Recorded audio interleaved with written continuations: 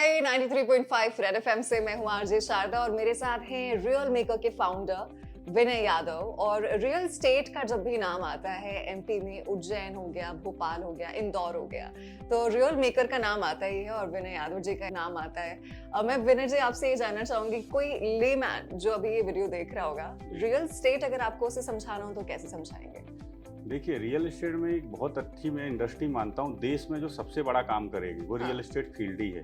और मैं तो ये भी मानता हूँ कि जो बेरोजगारी जैसा मुद्दा उठता है देश में, मैंने देखा गवर्नमेंट के पास बहुत बड़ा मुद्दा है बेरोजगारी का, ये भी दूर रियल एस्टेट से ही किया जा सकता है। क्योंकि रियल एस्टेट इतना बड़ा सेक्टर है कि इसमें किसी को लॉस नहीं है। प्रॉपर्टी सेल करने वाले को, खरीदने वालों को, उसको सर्विस देने वालों को, हर जगह रोजगार ही रोजगार है। बस इसको सही दिशा देने की ज़रूरत है।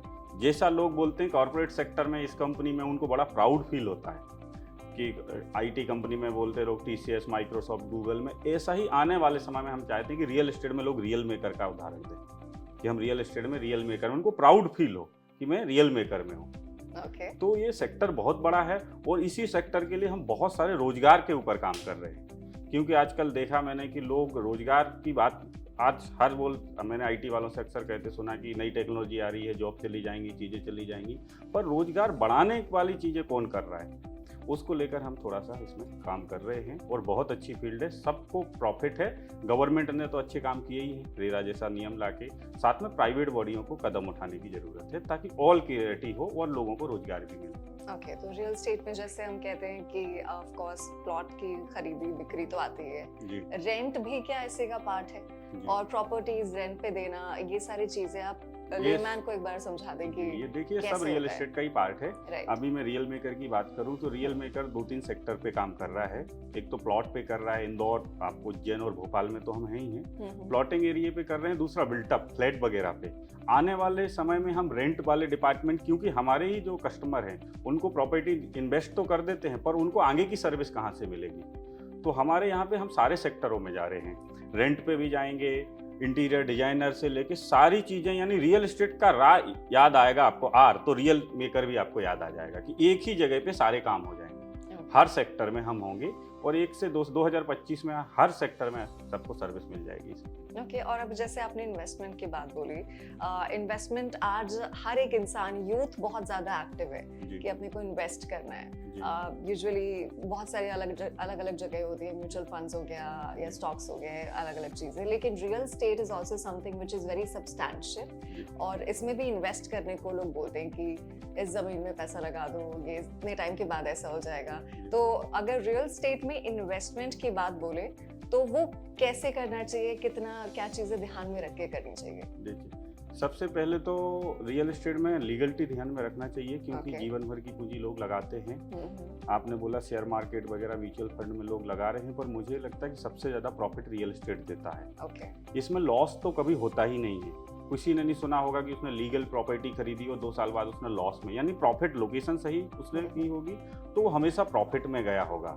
और इसमें जो ध्यान रखना चाहिए कस्टमर को, एक तो रेरा गवर्नमेंट की चीज़ है, लीगलिटी में रेरा आ जाता है, रेरा ध्यान रखना चाहिए।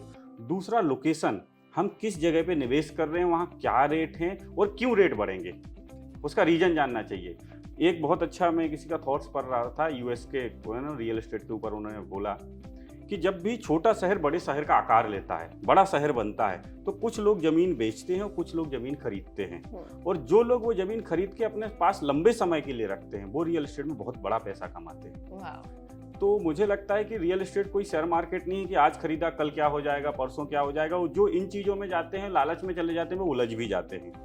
रियल एस्टेट को कम से कम पेड़ की तरह बढ़ता है, धीरे धीरे बढ़ता है और फल भी बहुत जबरदस्त देता है, लेकिन वेट करना चाहिए कम से कम 3 साल का समय लगता है लोग। पर अभी मैंने इंदौर में सुना है कि 6 महीने में पैसे कैसे डबल हो जाएंगे, तो ये शेयर मार्केट नहीं है, लॉस के भी ज्यादा चांसेस है शॉर्टकट में। तो इतनी सारी बातें जो आपको रियल एस्टेट के बारे में पता है, ये कब पता चली थी और कब ऐसा एहसास हुआ था कि हाँ रियल एस्टेट में ही काम करना है? देखिए, मैंने रियल एस्टेट में काम करने से पहले इस फील्ड को जाना, क्योंकि मेरे ऊपर आज पूरा कस्टमर ट्रस्ट करके पैसा लगाता है। आपको अगर कस्टमर अपना पैसा, पूरा अधिकार, कितना बड़ा ट्रस्ट कर रहा है, अगर उस फील्ड के बारे में आपको नॉलेज नहीं है और उसका पैसा आप लगवा रहे हो, तो गलत हाथों में नहीं जाना चाहिए। तो पहले तो मैंने खुद इंदौर के बारे में सर्च किया, लीगलिटी सारी समझी और अपने ही डिपार्टमेंट बनाए। और हम कोई भी चीज़ फाइनल करने से पहले हमारी पूरी एक लिस्ट है जो हम चेक करते हैं प्रॉपर्टी को लेकर, फिर जाके कस्टमर को निवेश कराते हैं। हम खुद भी अभी नए नए प्रोजेक्ट ला रहे हैं रियल मेकर के नाम से, बहुत सारे लोग। और हमारा सबसे बड़ा ट्रस्ट और हमारी सबसे बड़ा सक्सेस का राज जो है वो हमारा ग्राहक परिवार है, क्योंकि उन्होंने हम पे बहुत ट्रस्ट किया, उन्होंने हमारे साथ पैसा लगाया और आज उन्होंने रिटर्न पाया। तो सबसे बेस्ट तो यही है कि सबसे पहले हमको रियल एस्टेट में लोकेशन और ये सारी चीज़ें देखनी चाहिए, उसके बाद। ओके तो इतनी सारी समझ के बाद जो आपने ये बिजनेस की शुरुआत की थी 2020 में, राइट? विनय जी हमें ये बताइए, बहुत से लोग आज हैं जो एंटरप्रेन्योर बनना चाहते हैं, बिजनेस पर्सन बनना चाहते हैं, लेकिन उसके लिए शुरुआत तो हो जाती है, मोटिवेशन जब रहता है, लेकिन बहुत सारे बिजनेसेस बंद भी हो जाते हैं बहुत जल्दी। तो कैसे लगे रहना कितना जरूरी है और किस हद तक आपको इसमें टाइम देना होता है? देखिए, आज के युवा देखते हैं, एक दूसरे को देख के बिजनेस करना चाहते हैं। उनकी स्वयं की कोई सोच नहीं है, वो लोग ज़्यादा फेल होते हैं। कि वो एक दूसरे, मान लो किसी ने ये वीडियो देख लिया तो उसको बहुत जोश आ जाएगा, कल ही जॉब पे रिजाइन दे दे और एकदम बोले कि मैं तो बिजनेस करूंगा, मैं भी बहुत अमीर। प्रोसेस नहीं समझेंगे और ये बिजनेस क्यों करना चाहते हैं, क्यों का जब तक आंसर नहीं है, और ये आपकी क्या पसंद है कि केवल ओनली पैसा आपका उद्देश्य है, वो लोग बहुत जल्दी मोटिवेट भी हो जाते हैं, उतनी जल्दी डिमोटिवेट भी हो जाते हैं, है ना? तो जो भी युवा लोग आते हैं, बिजनेस करना चाहते हैं, फिर वो फेल हो जाते हैं, या फेल तो में जीवन में कुछ होता ही नहीं है, सीखते हैं और फिर से वो वापस नहीं उस कंडीशन पे आते हैं या बाहर चले जाते हैं। तो ऐसे लोगों को पहले पर्पस देखना चाहिए कि उनकी चाहत क्या है। मेरी तो चाहत है ये फील्ड, इसलिए पैसा सेकेंडरी है मेरे लिए, मुझे बहुत अच्छा लगता है, मुझे बहुत मजा आता है काम करने में, इसलिए मैं इस फील्ड में हूँ। और जीवन भर मेरा है कि ये उद्देश्य है कि इससे लोग भी प्रभावित हो रहे हैं, लोगों को जॉब भी दे रहे हैं, मैं लोगों को समझा भी पा रहा हूँ चीज़ें, तो मेरा इंटरेस्ट की फील्ड है। और कोई भी जाए इंटरेस्ट की फील्ड में ही जाए, जीवन से बड़ा कुछ नहीं हो सकता। तो आपकी इंटरेस्ट तो मेन इंटरेस्ट तो हमें पता है कि रियल एस्टेट है, क्योंकि रियल मेकर आपने बनाया है, लेकिन इसके अलावा किसी और सेक्टर में आप काम करना चाहते हैं, बिजनेस शुरू करना चाहते हैं? मैं रियल एस्टेट, पहले तो पूरे रियल एस्टेट सेक्टर को ही पूरा करना चाहता हूँ, क्योंकि हमें बहुत सारी चीज़ें हमारे, जैसे मैंने आपको बताया रेंटल डिपार्टमेंट है, बहुत सारे डिपार्टमेंट है जो रियल एस्टेट में आते हैं, उनमें अभी कंपनी जाएगी 2 साल में।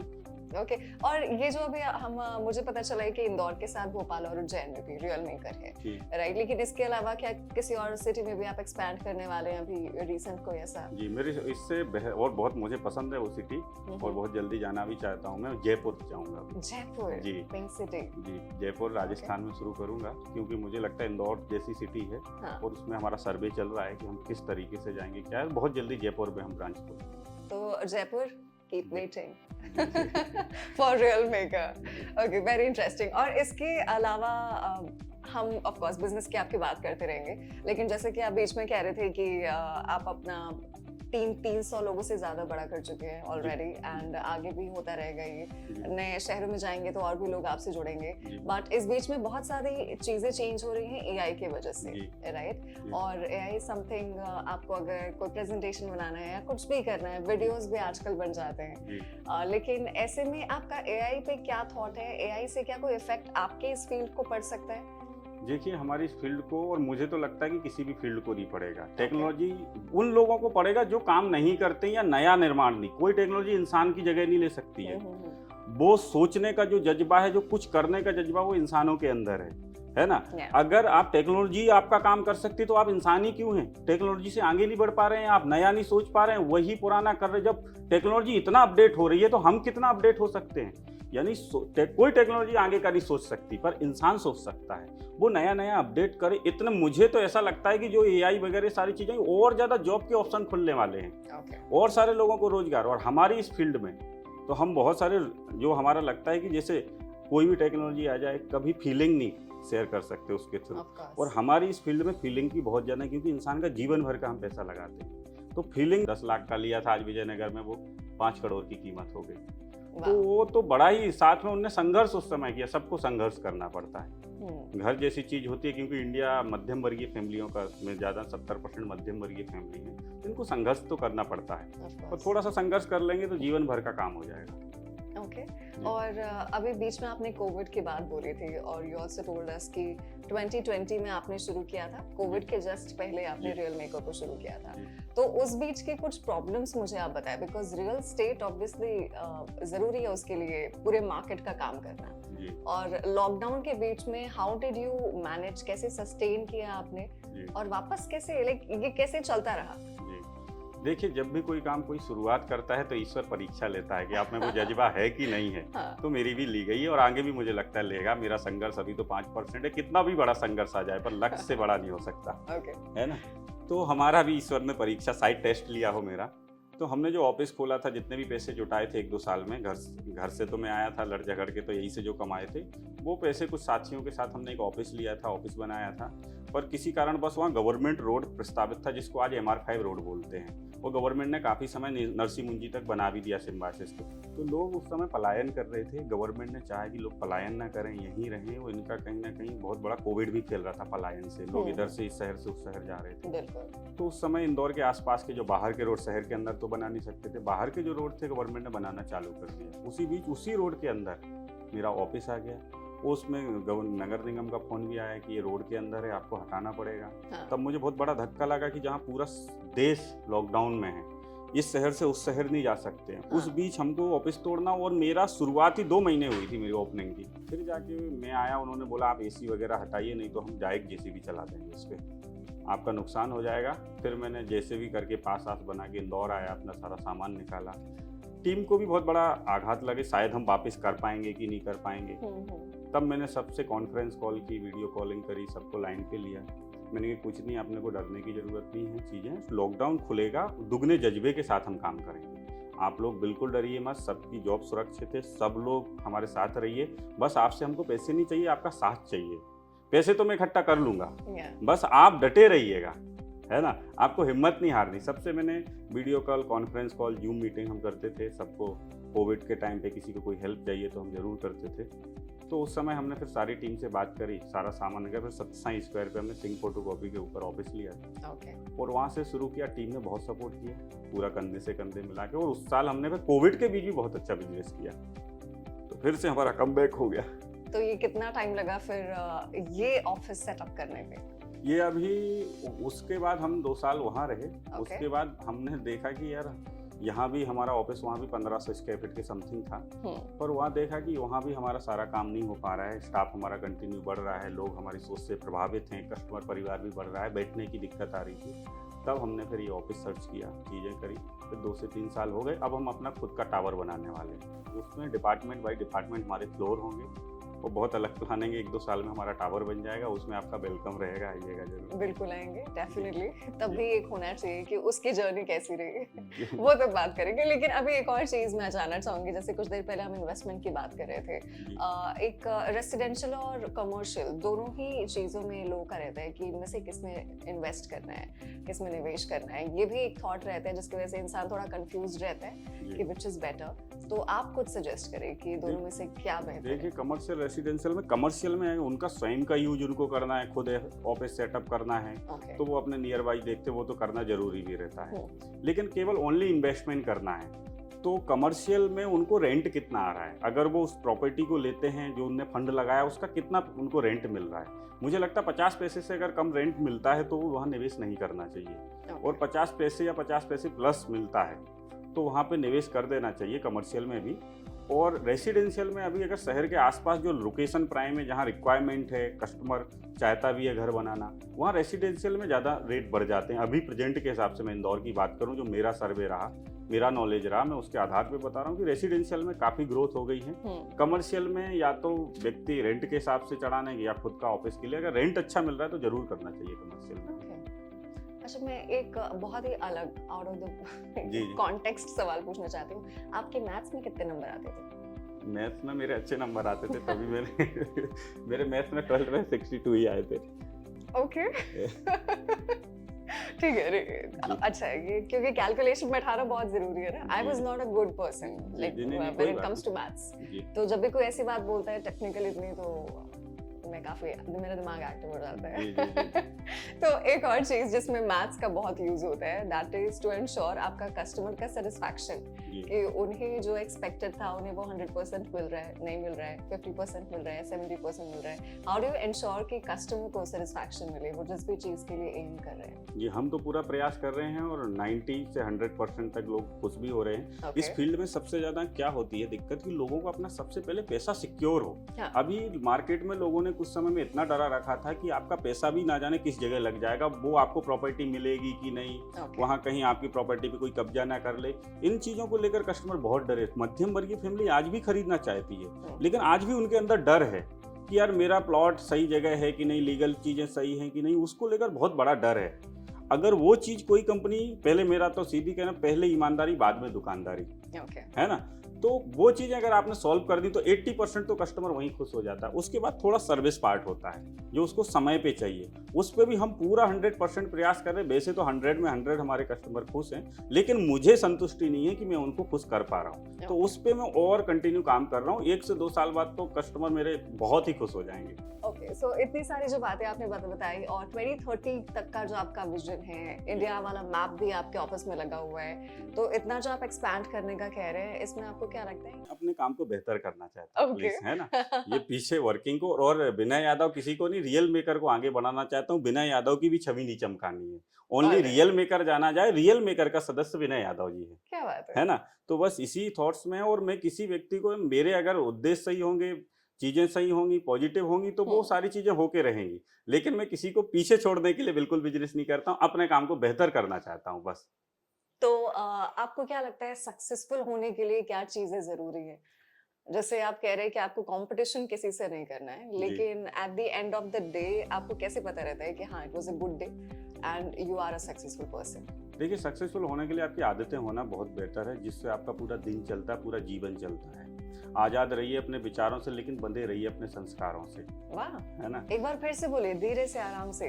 आजाद रहिए अपने विचारों से, लेकिन बंधे रहिए अपने संस्कारों से। क्या बात है ना। तो मेरा मानना है कि सक्सेसफुल होने के लिए और सारी चीजें होने के लिए आदतों का होना बहुत बेहतर है कि आप चीजों को कैसे सोचते हैं, लोगों के बारे में क्या सोचते हैं, आपकी राय क्या है। आपकी पर्सनल थॉट्स नहीं होना चाहिए कि मुझे ही सारी चीजें करना, मुझे सबको लेकर चलना है, मुझे ईश्वर ने जन्म दिया है, मुझे ये काम सौंप दिया, तो इसको बेहतर मैं कैसे करूं, सबका फायदा कैसे पहुंचा पाऊं, सबको साथ लेके। शायद मेरी जगह किसी और को भी चुन सकता था वो, अगर उसने मुझे चुन लिया तो मुझे ये काम बेहतर करना है, अच्छे से करना है। क्योंकि अगर उसने मुझे जीवन दिया, अगर सांस मैं अभी ले रहा हूँ, अभी एक सांस भी ना आएगी तो क्या कर लूंगा मैं। सब कुछ उसकी मर्जी से हो रहा है। अगर वो उसने मुझे काम दिया तो मैं इसको बहुत ही बेहतर तरीके से करना चाहता हूँ। और आदतों का सक्सेसफुल के लिए बहुत ज़्यादा जरूरी है, और सही सोच का जरूरी है। सोच के बाद आप उसको कन्वर्ट करिए, डिसीजन लीजिए उसके आगे। क्योंकि देखिए, मैं बोलता हूँ ना कि सोचने से कुछ नहीं हो सकता है, डिसीजन लेने से ही जिंदगी बदलती है। अगर आप केवल सोचते रहे कि मैं करूँगा मैं करूँगा मैं करूँगा, पर कंटिन्यू सोच रहे हैं पर डिसीजन एक भी नहीं ले रहे, तो आपकी जीवन वहीं का वहीं रहेगा। मेरा एक दोस्त मिलता, शाम को मुझे फोन लगाता, बोले मैं भी बहुत बड़ा करूँगा एक दिन, पर वो पिछले 5 साल से ही बात मुझे बोल रहा है और शाम को ही बोलता है। तो मैं बोलो भाई, कब तू नया कदम रखेगा, करेगा तो सही है, जीवन निकल जाएगा, फिर कब करेगा। तो वो लोगों को डिसीजन भी लेना चाहिए, मेरा ऐसा मानना है, और आदतों का होना बहुत ज्यादा जरूरी है सही। तो ये जो आपने बोला कि डिसीजन लेने वाली बात नहीं आ पाती है, सोच तो बहुत लोगों की बड़ी होती है। आई एम वेरी श्योर कोई भी अभी जो ये वीडियो देख रहा होगा वो सोच रहा होगा, उसके दिमाग में एक एम है कि हाँ कुछ बड़ा करना है, बट वो जो एक फियर रहता है कि नहीं यार ये हो तो कैसे पाएगा, या अगर डिसीजन ले लिया कुछ गलत हो गया तो क्या करेंगे। तो ऐसे में क्या आपकी कोई एडवाइस है जो आप देना चाहेंगे? जैसे मैंने बिजनेस शुरू किया था, मैं अपना पर्सनली बताऊंगा कि मैंने बिजनेस शुरू किया तो मैंने एक माइंड में थॉट्स किया, अगर मेरे बिजनेस में मुझे 2 साल भी 1 रुपए की इनकम नहीं होती है, तो भी मेरे बिजनेस में कोई लॉस नहीं, मैं मार्केट में बना रहूंगा। ये नहीं है कि मेरे पास फंड 1 महीने का भी नहीं है या 2 महीने का, मैंने कल डिसीजन ले लिया।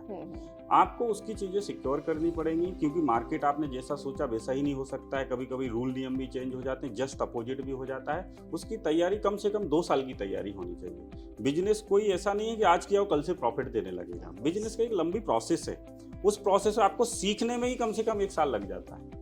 तो वो चीज़ें 2 साल का बजट लेके ही काम करना चाहिए और सही चीज प्लानिंग करनी चाहिए, उसके आधार पे आगे बढ़ना चाहिए। ओके, तो 10 सालों में आपने अपने बिजनेस का तो बताया क्या विजन है, आप अपने आप को कहाँ देख रहे हैं विनय? मैं रियल मेकर को बहुत आगे देख रहा हूँ, अपने आप को रियल मेकर एक मेंबर देख रहा हूँ। बस रियल मेकर को बहुत आगे देख रहा हूँ। ऑलराइट, तो कुछ ऐसी चीजें जो आप सोच रहे हैं कि अभी आने वाले समय के लिए आपको सीखनी पड़ेंगी, क्योंकि अगर इतना एक्सपैंड करना है तो ऑफ कोर्स कुछ ना कुछ नया करना पड़ेगा। बहुत सारी चीजें सीखनी पड़ेंगी, कुछ नहीं बहुत सारी चीजें, और मैं स्वयं नहीं ये सारी चीजें सीख सकता हूँ, तो ऐसे लोगों को हायर कर रहा हूँ जिनने ऑलरेडी सीख रखी है।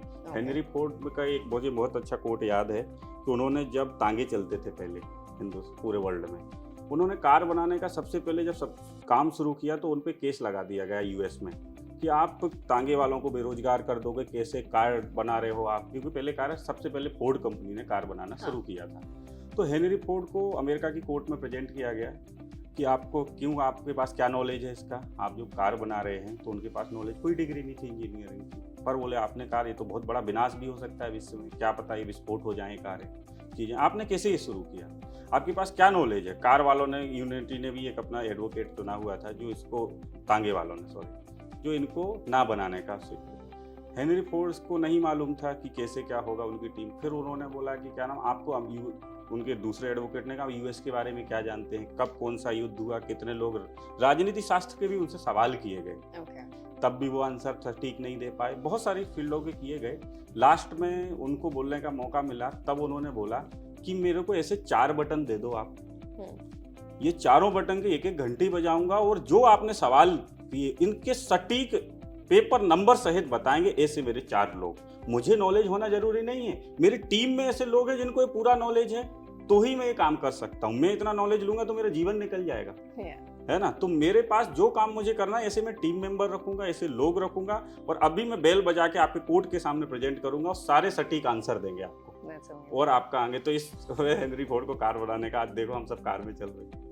That's amazing. तो इतना इंटरेस्ट तो आपको है, आप कह रहे थे कि आप पढ़ाई में अच्छे नहीं थे, आपको हिस्ट्री पता है, मैथ्स में भी आप कह रहे हैं आपके नंबर अच्छे आते थे, ऐसा कैसे?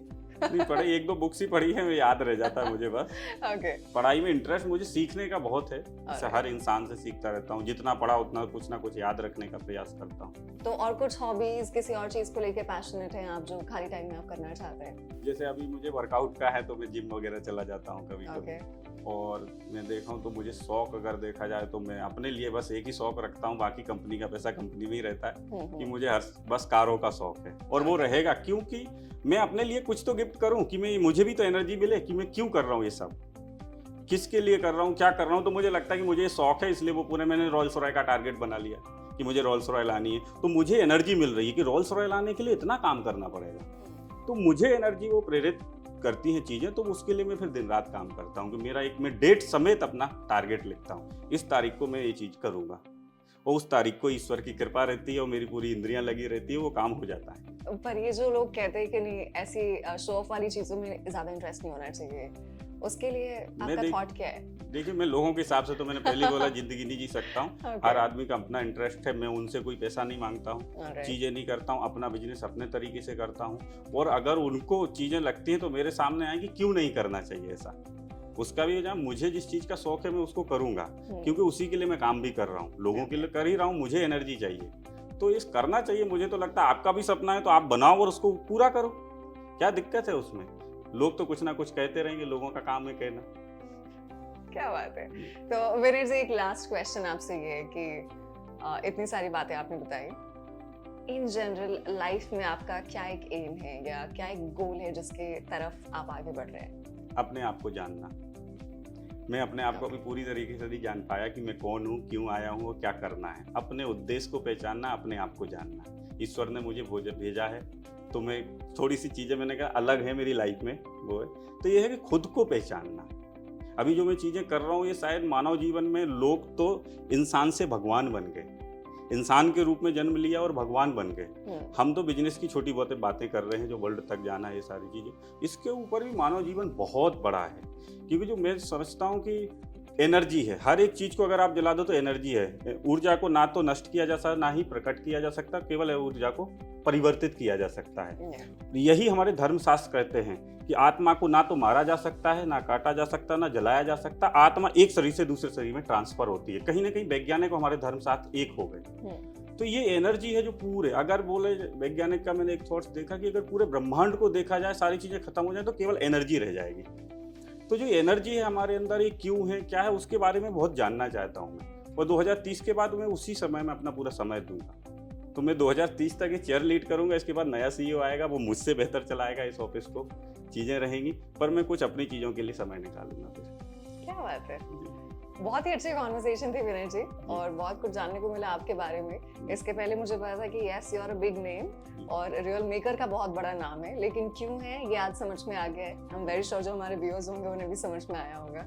So all the best for your vision, आपका जो बिजनेस का विजन है, आपका जो पर्सनल विजन है, उसके लिए 93.5 रेड एफएम से मैं RJ Sharda, I am signing of.